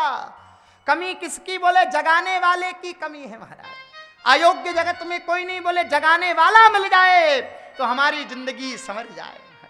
जगाने वाला कोई मिले, जगाने का काम हो। और महाराज बैठे भक्ति के लिए चिंतन होने लगे नारद जी का। कहा? संतरधे नवनीत समाना,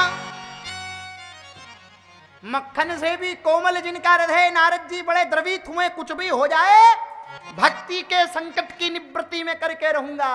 चल पड़े बद्रीनाथ के तरफ, और बद्रीनाथ धाम में सनकादिक ऋषि उन्हें प्राप्त हुए।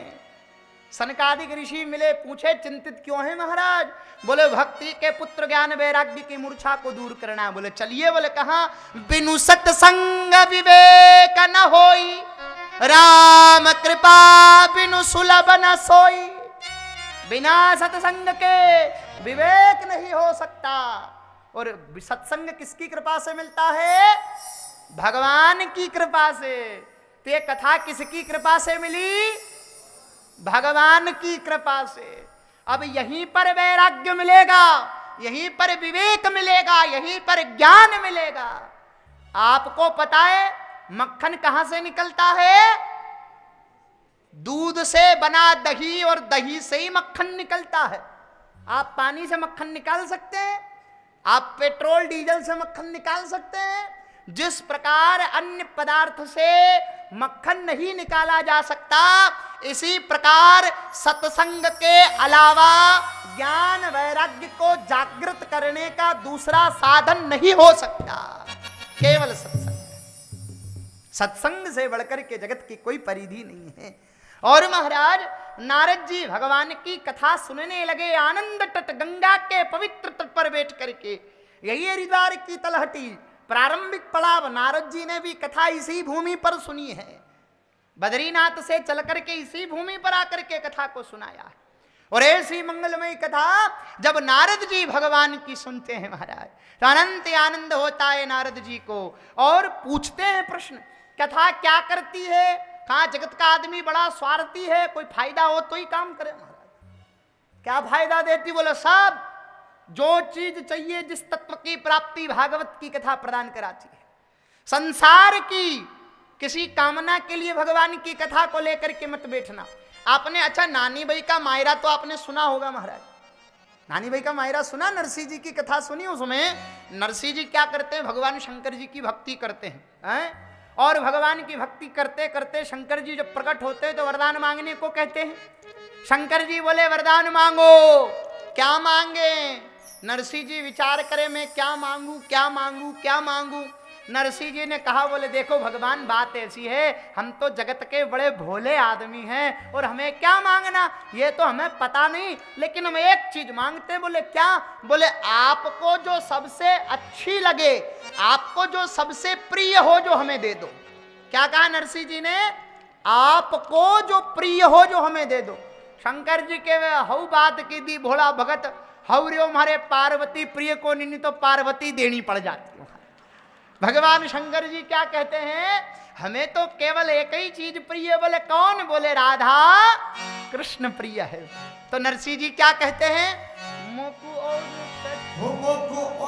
कछुना चाहिए, मोको और कछुना चाहिए, मोरी राधा कृष्ण मिलइए, मोरी राधा कृष्ण मिलइए, तो शिव ही शिव को जाओ। हरि बोल। तो शिव ही शिव को ध्याओ। राधे ओ मैं तो आगण बम मुख गाऊं, दोनों हाथ उठा करके हर हर महादेव।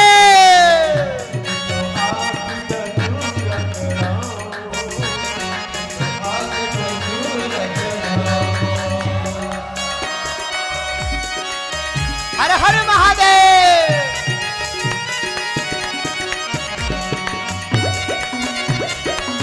राधे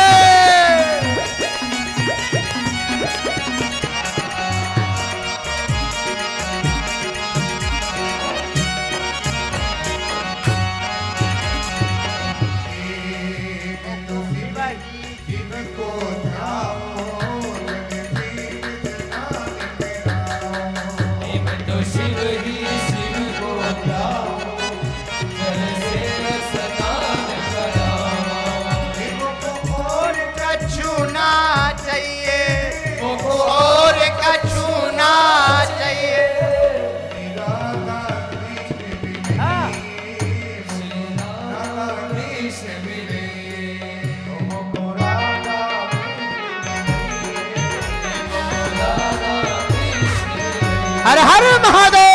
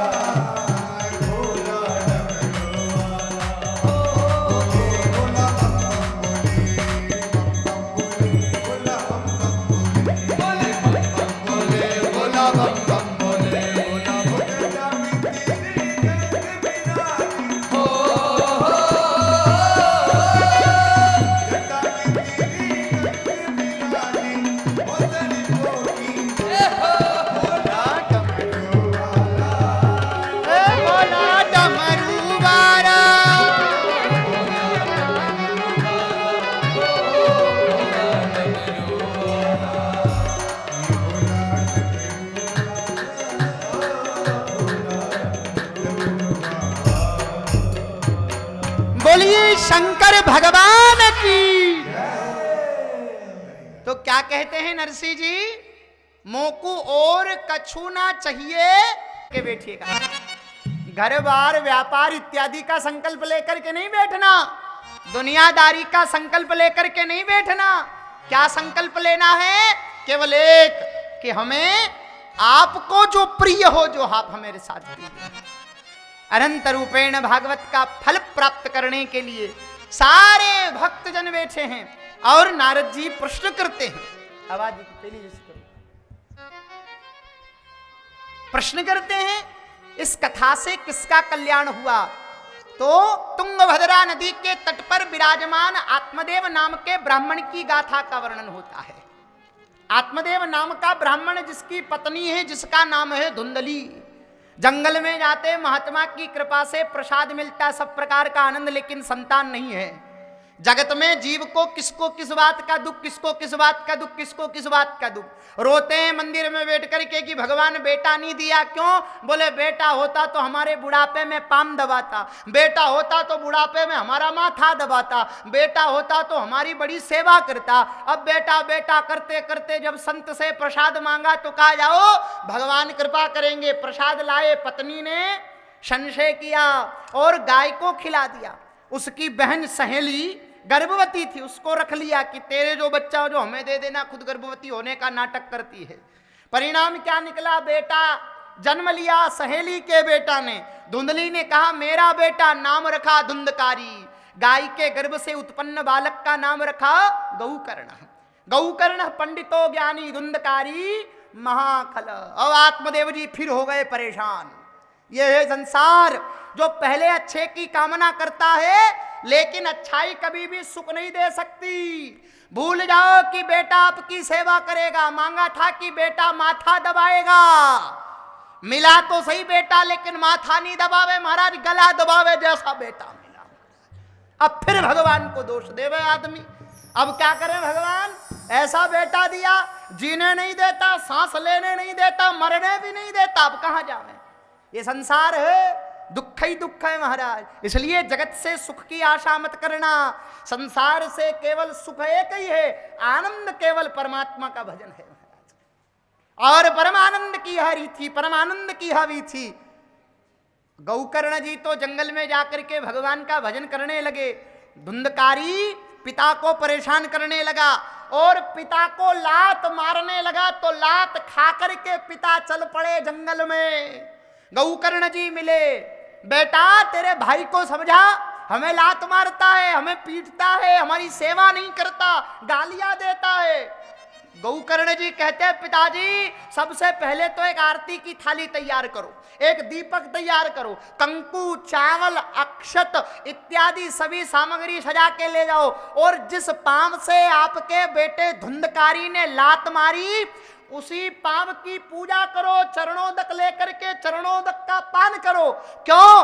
बोले जगत में वो श्रेष्ठ है, वो प्रेम श्रेष्ठ नहीं है जो हमें भगवान से दूर कर दे, वो गाली भी श्रेष्ठ है, वो लात भी श्रेष्ठ है जिसको खा करके आदमी भगवान की तरफ मुड़ जाए महाराज। तो पिताजी आप जगत के जंजाल से छूट करके धुंधकारी की लात से अगर सत्संग में आए हैं तो आपके लिए सबसे बड़ा गुरु ही धुंधकारी की लात है महाराज। सत्संग की ओर मोड़ा है, चलो सत्संग में। और भागवत की दिव्य दशम स्कंद की गाथा का अनंत पाठ पढ़ाया और भगवान की लीलाओं का गुणगान करते हुए परम धाम की ओर अग्रसर होते हैं। धुंधली अपने कर्मों को भुगत रही है, पिता बेटा मारता है, पीटता है, पेट पे बड़ा पत्थर बांध लिया। कहाँ? अगर वो संत का प्रसाद में ग्रहण करती तो मेरी कोख से संत का जन्म होता, लेकिन इस कोख के कारण ही ऐसे धुंधकारी जैसा बेटा हुआ तो कलंकित कर ली अपनी कोख को, पेट पे पत्थर बांध करके कूद पड़ी, आत्महत्या कर ली। 5 वेश्याओं को ला करके इसने रख लिया, 5 वेश्याओं के संग रहता है, धन खूब सारा इकट्ठा कर लिया। परिणाम क्या निकला महाराज? वेश्याओं ने देखा कि धन बहुत चुरा चुरा के लाता है। एक दिन किसी दिन राजा महाराजा के द्वारा पकड़े गए तो यहाँ के चक्कर में हमको भी जेल में जाना पड़ेगा, और धन के लोभ में वेश्याओं ने सोए हुए धुंधकारी का गला घोंट करके मार डाला, बड़ी यातनाएं दी, खूब प्रताड़ित किया, मर गया। गौकर्ण जी आए तो भाई को डरावे, गांव वाले को डरावे, ओ सबको डराता प्रेत बन करके। कमंडलू सजल लेकर के जब छिड़का, कहा मैं तुम्हारा भाई धुंधकारी। अरे तेरे लिए तो गया में श्राद्ध किया, मेरे जैसे पापी के लिए 1 2 3 4 नहीं 100 श्राद्ध कर दो तब कल्याण नहीं होता। प्रातः काल सूर्य नारायण भगवान से प्रार्थना करके मांगा क्या करें, तब भागवत की सप्ताह क्रम की विधि का वर्णन हुआ और सुंदर सा व्यास मंच बना। गौकर्ण जी विराजमान हुए, धुंधकारी सप्तग्रंथी बांस में जाकर के बैठा है महाराज। और बहुत से लोग आजकल भी महाराज कथाओं में सप्तग्रंथी बांस लगाते हैं, तो आजकल का प्रेत बांस में बैठा जैसे नहीं है महाराज। का बोले एसी कूलर के अलावा तो आपकी जिंदगी ना निकले महाराज। सोफे से तो नीचे बैठे नहीं महाराज, तो वो बांस में कहाँ से बैठेगो महाराज। हाँ सोफो लगो वहाँ पे आके बैठ जावे, कथा सुन ले तो बातें अलग है महाराज, है ना। तो आजकल के प्रेत बांस में न बैठे महाराज। बहुत जैसे लोगों का स्टैंडर्ड बढ़ा ना, ऐसे प्रेतों का भी स्टैंडर्ड बढ़ता गया। सप्तग्रंथी बांस में बैठा, 7 दिन की कथा को सुन करके 7 ग्रंथी फट करके दिव्य चतुर्भुज रूप में नारायण के स्वरूप में प्रकट हुआ। विमान पर बैठ करके भगवान के धाम को अग्रसर होता। गौकर्ण जी ने पकड़ा विमान, सबने कथा सुनी, बोले नहीं नहीं किसी ने लोकाम बुद्धि से, किसी ने सकाम बुद्धि से, किसी ने पुत्र को प्राप्त करने के लिए हमारी दुकानदारी अच्छी चले, हमारा धंधा पानी अच्छा चले, इस हेतु कथा सुनी, इसने अपने आत्म कल्याण के लिए कथा सुनी। पुनः भागवत का गान हुआ और 7 दिवस पर्यंत सबके लिए दिव्य विमान आए और उस विमान में बैठ करके सब अपने अपने परमात्मा के धाम को जाते हैं। बोलिए भागवत भगवान की, अनंत भागवत की चर्चा। धन्यम भागवती वार्ता प्रेत पीड़ा विनाशिनी। कथा तो आगे आएगी परीक्षित जी के कल्याण के लिए। हम परीक्षित जी के लिए 7 दिन तक कथा सुनते हैं कि श्राप से मुक्ति दिलाने के लिए उन्होंने कथा सुनी। नहीं, परीक्षित जी को तो मुक्ति उसी दिन मिल गई थी। किस दिन? जिस दिन उन्होंने गर्भ में नारायण के दर्शन किए थे। ये कथा तो महत्वपूर्ण प्रसंग अगर हम लोगों को लिए याद करने लायक है। हम और आप याद करें, भागवत का मुख्य प्रसंग तो यही प्रसंग है कि इस भागवत की कथा को सुन करके धुंधकारी जैसा पापी भी तर जाता है, तो हम आपका तरण होना निश्चित हो गया, क्योंकि हम तो गंगा की तट पर आकर के भगवान की कथा को सुन रहे हैं। इसलिए हमारा तो निश्चिंत मन हो गया और भाव भी यही हो गया कि अब तो भगवान के धाम निश्चिंत है महाराज। परमात्मा की प्राप्ति काय नहीं होगी, धुंधकारी जैसा पापी तर जावे तो हमारी आपकी मुक्ति काय न होगी। लेकिन मुक्ति पर संतोष प्राप्त मत करना, पहले ही कहा मैंने आपको, मुक्ति सबसे छोटी। क्या प्राप्त करें? बोले भगवान का अनंत प्रेम हमें प्राप्त हो, गोविंद का प्रेम हमें प्राप्त हो, ऐसी आशा हमें अपने रखनी है। और भगवान का कीर्तन होने लगा, कीर्तन होने लगा। अनंत रूपेण प्रहलाद जी महाराज धीरे धीरे ताल बजाने लगे हैं और इंद्र मृदंग बजाने लगे हैं। उद्धव जी कांसधारी कांसे को, मंजीरे को धारण करके मीठे मीठे स्वर में मंजीरे बजाते हैं और भगवान का गुण कीर्तन जब प्रारंभ होता है तो चतुर्भुज रूप में भगवान नारायण का प्राकट्य होता है। वरदान मांगो, भगवान एक ही वरदान दीजिए। बोले क्या? बोले जब भी आपकी सप्ताह की कथा होवे तो 7 दिन आप उस कथा में विराजमान रहें, ऐसी प्रार्थना सारे भक्तों ने भगवान से करी। तो भगवान कहते हैं, है नारद जी, ना हम बसामि वैकुंठे योगिनाम हृदये न च। न मैं वैकुंठ में बसता हूँ, न योगियों के हृदय में बसता हूँ, न मैं स्वर्ग में बसता हूँ, न मैं साकेत में बसता हूँ। बोले फिर कहाँ बसते हो? मद भक्ता यत्र गायन्ति, जहाँ मेरे भक्त सामूहिक मिल करके मेरी कथा का गान और श्रवण और कीर्तन करते हैं, मैं उन भक्तों के हृदय में आकर के निवास करता हूँ। ये बात तो पक्की हो गई महाराज, 7 दिन तक हमारे हृदय में भगवान बैठेंगे। लेकिन भगवान का सिंहासन तो पवित्र चाहिए, ईर्ष्या से रहित, द्वेष से रहित, पाखंड से रहित, काम से रहित, क्रोध से रहित, द्वेष से रहित। जब तक हमारा हृदय नहीं होगा तब तक गोविंद विराजने वाले नहीं हैं। तो किस किस को अपने मन रूपी हृदय को सिंहासन बनाना है? जरा हाथ ऊंचे करो। मन पवित्र करना है तो अभी 1 मिनट में झाड़ू लगावे महाराज। हाँ, तुरंत काम करे अपन तो।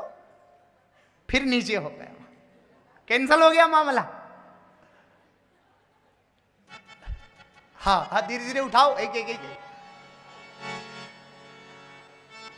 दोनों हाथ उठा करके जय जय श्री राधे।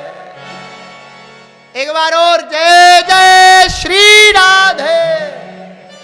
और सबका मन पवित्र हो गया। अनंत आनंद के साथ आज की गाथा को यहीं विराम की ओर लेकर के चलेंगे। से पूर्व में आपको बता दूं, कल प्रातः 9 बजे करीब 8:30 बजे यहाँ भाव भजन प्रारंभ होंगे और आप लोगों को कथा 9 बजे से प्रारंभ होगी, 12 बजे विराम होगी। मध्य का समय 3 बजे से लेकर के 5:30 बजे तक का है। आइए भगवान नाम संकीर्तन के साथ आज की चर्चा को विराम की ओर लेकर के चलें। हरे कृष्णा हरे कृष्णा कृष्णा कृष्णा हरे हरे हरे राम हरे राम राम राम हरे हरे। इसके साथ आज की चर्चा को यही विराम। सभी को जय सिया राम।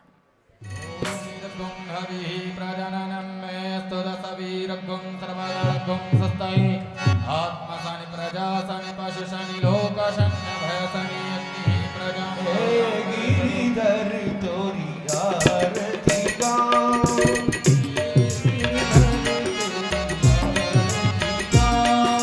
पापी बिहारी तोरी आरती गाऊं,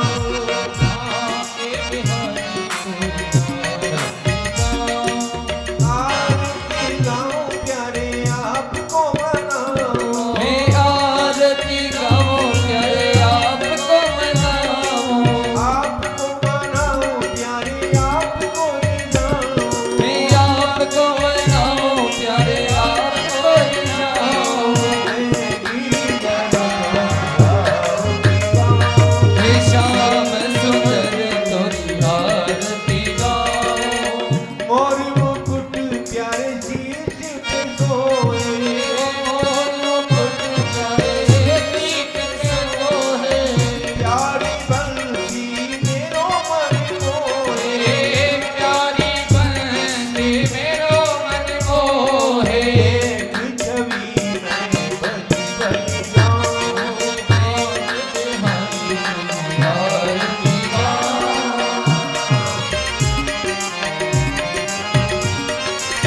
चरणों से निकली गंगा प्यारी, चरणों से निकली गंगा प्यारी, जिसने सारी दुनिया तारी, जिसने सारी दुनिया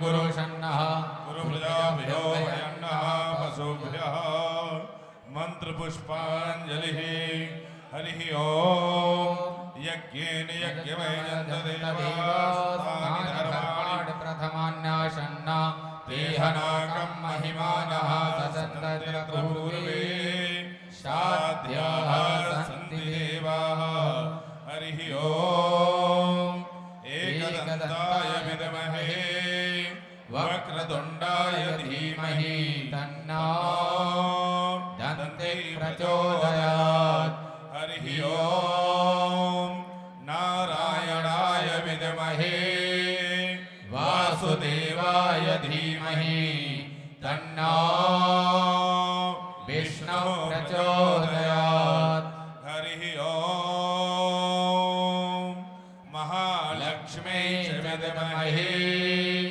विष्णुपत्नी च धीमहि तन्नो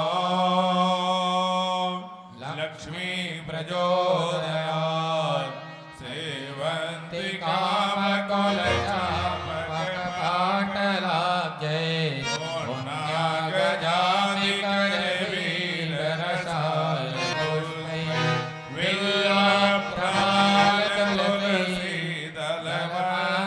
विल्लप्रमालतुलसीदलमाञ्जरीभिः त्वां पूजयामि